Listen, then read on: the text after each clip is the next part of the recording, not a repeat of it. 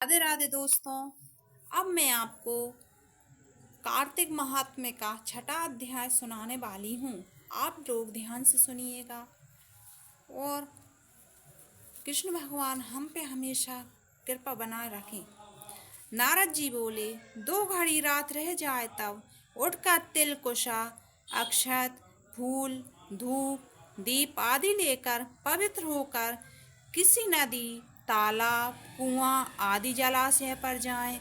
मनुष्य की बनाई हुई नहर आदि तथा देवताओं की बनाई हुई नदियों में बस संगम में स्नान करने से 10 गुना फल मिलती है।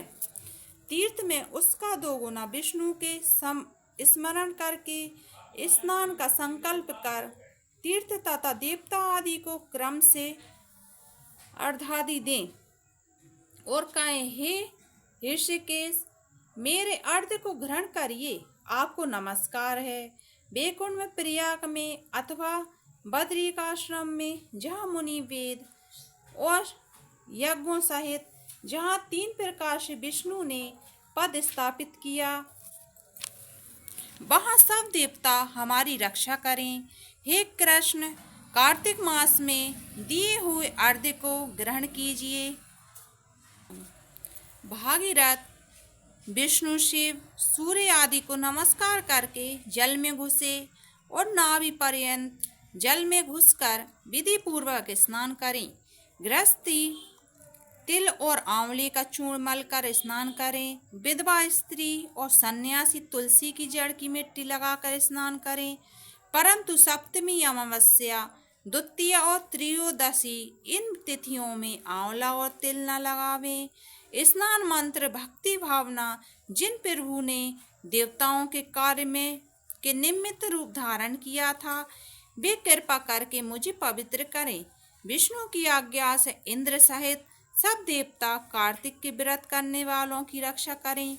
व्रती मनुष्य इस प्रकार स्नान करके हाथ में पवित्री धारण कर देव ऋषि और पितरों का तर्पण करें। कार्तिक के महीने में तर्पण में जितने तिल होते हैं उतने वर्ष पितर स्वर्ग में वास करते हैं। तदंतर जल में से निकलकर पवित्र वस्त्र धारण कर प्रातः काल के कर्मों को समाप्त कर हरि भगवान का अर्चन करें।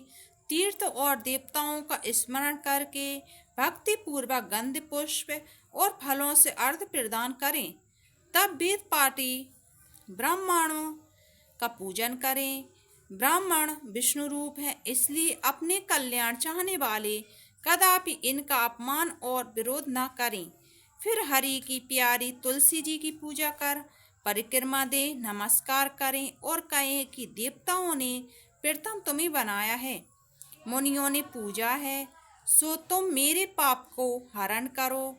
भक्ति पूर्वक विधियों को करने वाला नारायण की सालोक्यता को प्राप्त होता है। रोग और पातकों का नाश करने वाला उत्तम बुद्धि पुत्र और धन तथा मुक्ति के देने वाला विष्णु भगवान के प्यारे कार्तिक के व्रतों के सिवा दूसरे व्रत उत्तम नहीं हैं। अब इसी में मैं 7वां अध्याय बताने वाली हूँ, क्योंकि ये अध्याय बहुत छोटे छोटे हैं और इसलिए मैं हो सकता एक अध्याय में 2 जोड़ दूँ। तो 7वां अध्याय। नारद जी बोले, हे महाराज, कार्तिक व्रत धारण करने वाले मनुष्यों के नियम संक्षेप में सुना। सब प्रकार के आमिष मांस शहद राई तथा नशा करने वाली वस्तुओं का परित्याग कर दें। पराया अन्न परद्रोह विदेश गमन बिना तीर्थ के अन्य स्थान में रहना छोड़ देवे। तत् देवता वेद ब्राह्मण गुरु गोव्रती स्त्री राजा और बड़ों की निंदा त्याग देवे। दाल तिल तेल खरीदा हुआ पकवान भाव और शब्द से दूषित वस्तुओं को छोड़ दें। जीवधारी का मांस चूना जभीरा का फल मसूर बासी अन्न न खाएं। बकरी भैंस गौ के दूध के सिवा अन्य दूध तथा ब्राह्मणों से खरीदा हुआ रस पृथ्वी से पैदा हुआ नमक ये भी सब छोड़ देवें। तावे के पात्र में रखा हुआ पंचगव्य पोखर का जल और अपने आप पकाया हुआ अन्न मांस के तुल्य कहा है तथा कार्तिक व्रती ब्रह्मचर्य से रहें, पृथ्वी पर शयन करें, पत्तों पर खाएं और चौथे पहर भोजन करें। नरक चौदस को तेल लगाएं। इस तिथि को छोड़कर कार्तिक स्नान करने वाला तेल न लगाएं। घिया बैगन, कुम्हड़ा, कटेरी, तरबूज, केंत ये सब छोड़ देवें।